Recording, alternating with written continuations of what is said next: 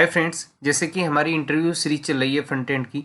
Multiple topics पे हम video cover कर चुके हैं। बहुत पॉइंट टू पॉइंट हमने कवर किया है कि टॉपिक में एक्चुअल में होता क्या है। आज जो टॉपिक हम कवर करने वाले हैं वो है यूज रैफ हुक। यूज रैफ हुक भी एक काफ़ी इंपॉर्टेंट टॉपिक है। अक्सर इंटरव्यू में पूछा जाता है कि अनकंट्रोल फॉर्म क्या होते हैं, डायरेक्ट डोम को मैनिपुलेट कैसे करते हैं।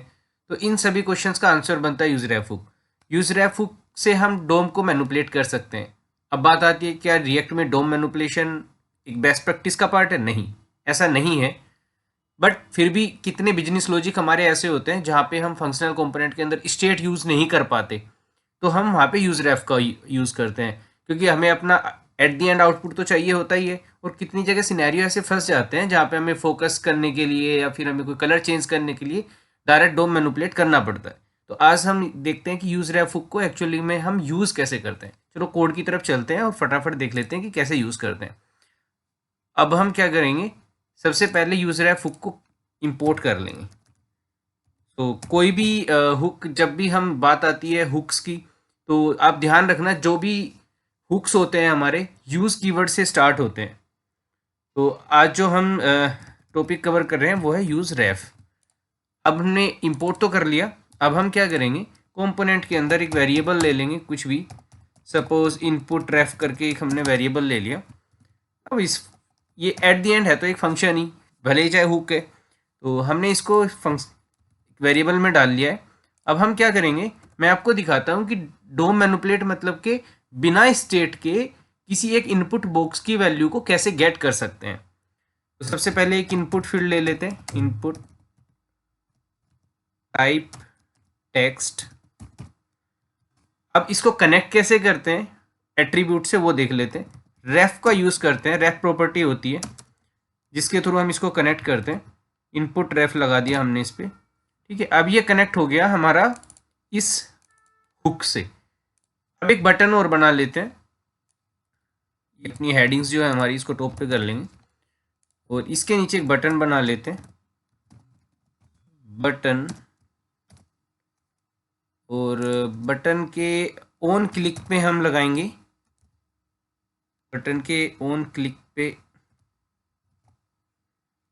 फंक्शन लगा देंगे हैंडल वैल्यू। ओके, अब ऊपर एक फंक्शन बना लेते हैं, सपोज एक एरो फंक्शन हम बना लेते हैं हैंडल वैल्यू। फंक्शन हमारा बन गया है। अब हमें क्या करना है, बटन पे क्लिक करने के बाद बंदे को मिलना चाहिए इस वाले इनपुट बॉक्स की वैल्यू, ठीक है। अब हम क्या करेंगे, इनपुट रेफ डॉट करंट डॉट वैल्यू, इससे हम वैल्यू को गेट कर सकते हैं। इसे हमेशा ध्यान रखना, जब भी यूज रेफ की बात आती है ये करंट से डिनोट होता है। इनपुट रेफ यानी कि hooks dot current dot attribute की वैल्यू जो भी है, या फिर हम कुछ भी हम इसको मैनिपुलेट कर रहे हैं। अब सपोज करो मुझे इसको कंसोल करना है, तो मैं इसको कंसोल कर लेता हूँ, कंसोल डॉट लॉग।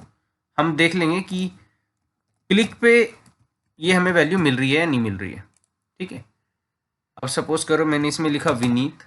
अब मैं क्लिक पे क्लिक कर रहा हूँ, देखो आपको कंसोल में आपको विनीत मिल रहा है। मतलब जो भी कुछ हम इसमें टाइप कर रहे हैं वो हमें मिल जाएगा। एक बार फिर से आप सिंटैक्स देख लो कि कैसे काम करता है।